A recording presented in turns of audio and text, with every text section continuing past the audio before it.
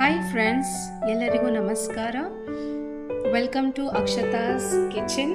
ಇವತ್ತು ನಾನು ಮಾವಿನಕಾಯಿ ಹಾಕಿ ಬೇಳೆ ಸಾರು ಯಾವ ಥರ ಮಾಡಬೇಕು ಅಂತ ಹೇಳ್ಕೊಡ್ತೇನೆ. ಫಸ್ಟಿಗೆ ಪ್ಯಾನಲ್ಲಿ ನಾವು ತೊಳೆದಿಟ್ಕೊಂಡಿರುವ ಬೇಳೆಯನ್ನು ಹಾಕಬೇಕು.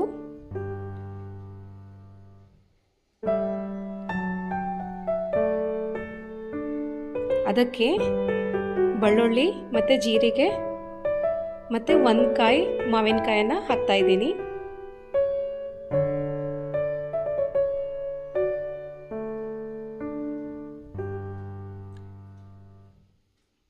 ಕರಿಬೇವು,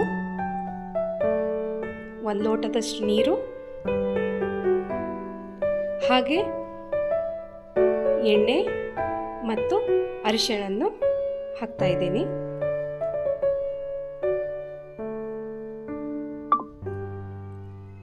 ಈಗ ಒಂದು 3 ವಿಸಲ್ ಆಗುವಷ್ಟು ಕೂಗಿಸ್ಬೇಕು.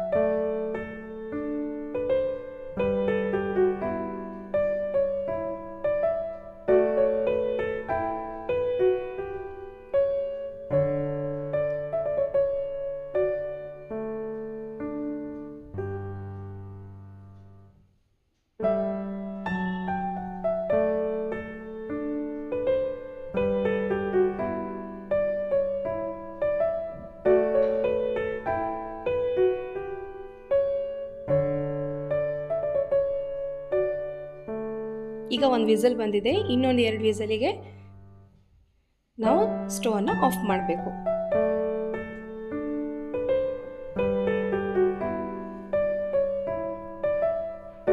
ಒಂದ್ಸತಿ ಮನೆಯಲ್ಲಿ ಟ್ರೈ ಮಾಡಿ, ಚೆನ್ನಾಗಿರುತ್ತೆ ಇದು. ಇಷ್ಟ ಆದರೆ ನೀವು ಲೈಕ್ ಮಾಡಿ ಮತ್ತು ಸಬ್ಸ್ಕ್ರೈಬ್ ಮಾಡಿ.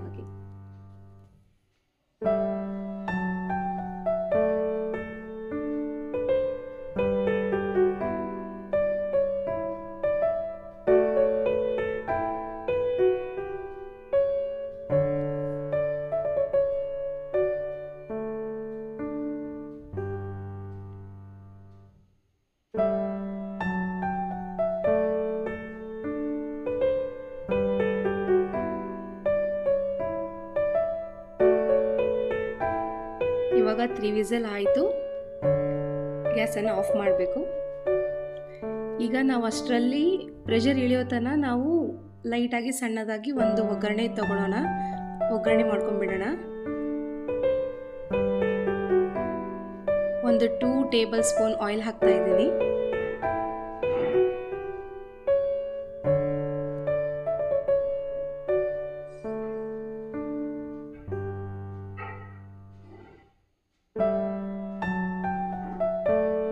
ಎಣ್ಣೆ ಚೆನ್ನಾಗಿ ಕಾದ ನಂತರ ಅದಕ್ಕೆ ಸಾಸಿವೆ, ಒಣಮೆಣಸಿನಕಾಯಿ, ಇಂಗು ಮತ್ತು ಮೆಂತ್ಯ ಪೌಡರನ್ನು ಹಾಕ್ತಾ ಇದ್ದೇನೆ. ಸಾಸಿವೆ ಚೆನ್ನಾಗಿ ಚಟ್ಪಟ ಅನ್ನಬೇಕು. ಅದಾದ ನಂತರ ಒಣಮೆಣಸಿನಕಾಯಿ ಮತ್ತು ಇಂಗು, ಮೆಂತ್ಯ ಪೌಡರು ಮತ್ತು ಸ್ವಲ್ಪ ಕರಿಬೇವು ಹಾಕ್ತಾ ಇದ್ದೀನಿ.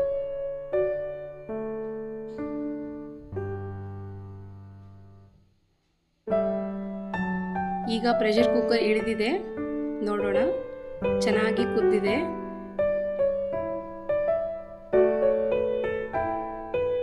ಈಗ ಇದಕ್ಕೆ ಸ್ವಲ್ಪ ಬೇಳೆಯನ್ನು ಚೆನ್ನಾಗಿ ಮಗಚ್ಕೋಬೇಕು.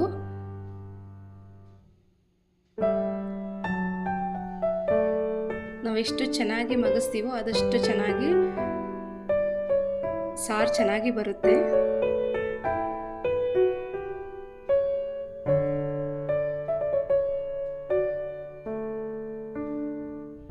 ಈಗ ನಾವು ಮತ್ತೆ ಪುನಃ ಗ್ಯಾಸ್ ಆನ್ ಮಾಡಿ ಇದಕ್ಕೆ ನಾನು ರೆಡ್ ಚಿಲ್ಲಿ ಪೌಡರ್ ಒಂದು 3 ಟೇಬಲ್ ಸ್ಪೂನ್ ಹಾಕ್ತಾ ಇದ್ದೀನಿ.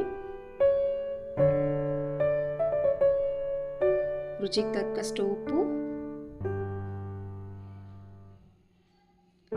ಒಂದು ಕುದಿ ಬರೋ ತನಕ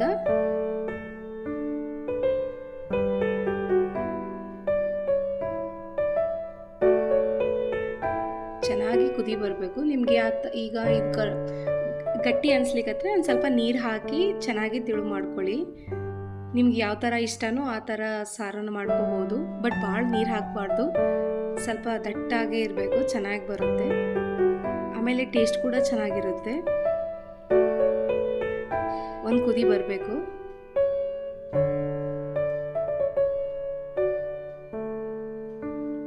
ಒಂದು ಕುದಿ ಬಂದರೆ ಸಾಕು.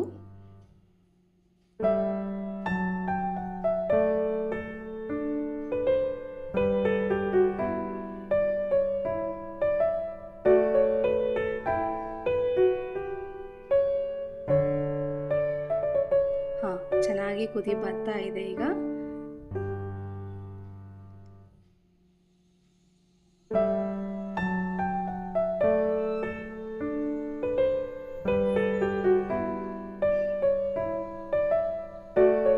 ನಾನು ಒಗ್ಗರಣೆ ಮಾಡಿದ್ದೆ ಅಂತಲ್ಲ, ಅದಕ್ಕೆ ಆ್ಯಡ್ ಮಾಡಿ ಗ್ಯಾಸನ್ನು ಆಫ್ ಮಾಡಿಬಿಡಬೇಕು.